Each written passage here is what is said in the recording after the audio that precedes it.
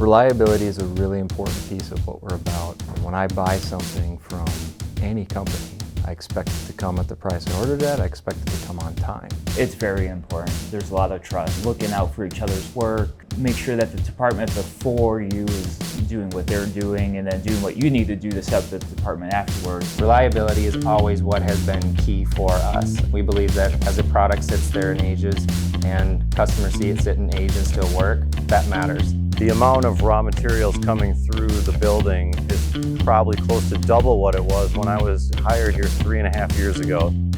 It's harder to keep track of things if we don't have reliable staff. Reliability for us, it's comprehensive because it touches on everything from the fact that somebody calls you back, to the product being on time, to quality meeting your expectations. When the demand for your product exceeds your capacity, you can only get through by maintaining your attitude of reliability.